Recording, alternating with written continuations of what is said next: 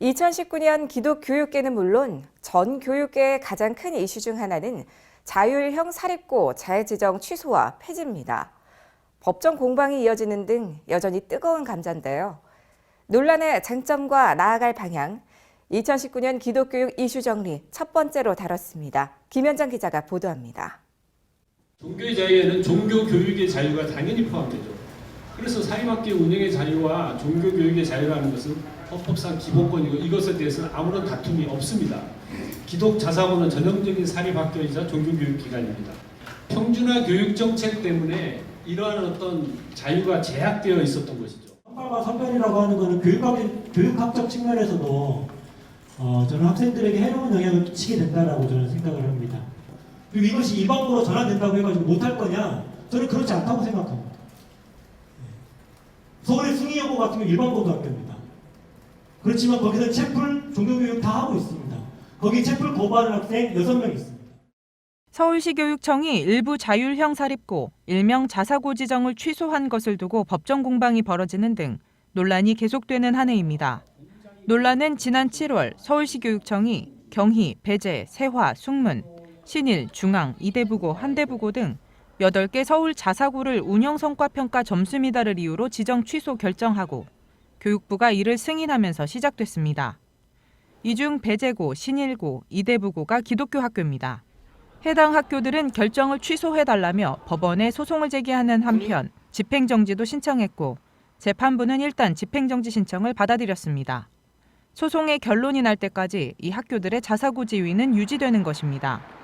그러나 정부도 최근 고교 서열화 해소 방안을 발표하고 2025년에 외국어고, 국제고, 자사고 등 3가지 고등학교 유형을 완전히 없애기로 결정하는 등 초강수로 맞서고 있습니다.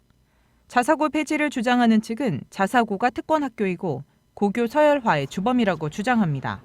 비싼 학비로 아이들을 우선 선발하며 일반 학교의 황폐화를 가져왔다고 비판합니다.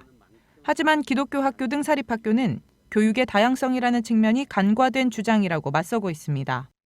소위 그 수직적 다양성, 그 서열화를 없애기 위해서 어떤 그 수평적 다양성마저 없애는 게 과연 올바른 교육의 방향일까? 그러니까 기독교 교육을 자녀들에게 교육할 수 있는 학교를 선택할 수 있는 권리가 부모들에게 있어야 되는데 그런 여지 자체를 다 이제 없애고 획일화된 그냥 이런 평준화 그리고 다 국가가 그냥 이렇게 통제하는 형태의 획일적인 학교를 가지고서 과연 어떻게 기독교 교육이 가능하고 또 다양한 끼가 있는 그런 아이들을 격려할 수 있는 교육이 가능하겠는가라고 하는 중요한 국민의 사안인 교육 문제는 법으로 정한다는 교육 법정주의를 위반한 사안이라는 비판도 제기됩니다. 국회를 통과할 필요가 없는 초중등 교육법 시행령으로 규정할 문제가 아닌 법률적으로 신중히 접근해야 할 사안이라는 주장입니다. 자사고와 특목고 등을 폐지하기에 앞서 올바른 사립학교의 대안적 형태가 먼저 제시돼야 한다는 주장도 대두됩니다. 대안적으로 한국의 사립학교가 이런 모습으로 그러면 존재하면 되지 않겠느냐라고 하는 어떤 청사진을 제시하고서 그리고 이제 사립학교에 관련된 사람들을 설득을 하면서 나라의 발전을 위해서 또 국가의 어떤 그 교육의 발전을 위해서는 이런 방향으로 가야 되지 않겠느냐라고 하는 합의를 모색을 하면 좋은데 이건 지금 그게 이제 아니거든요.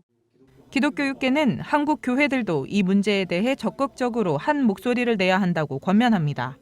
한국 교회가 이 자사고 문제를 그냥 이렇게 뭐 교육 정책이나 제도의 문제로 생각하기보다는 종교 교육의 자유, 기독교 교육의 자유라고 하는 관점에서 좀 심각하게 접근할 필요가 있고요.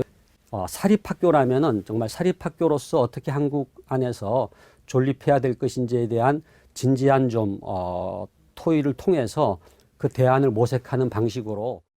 CGN 투데이 김현정입니다.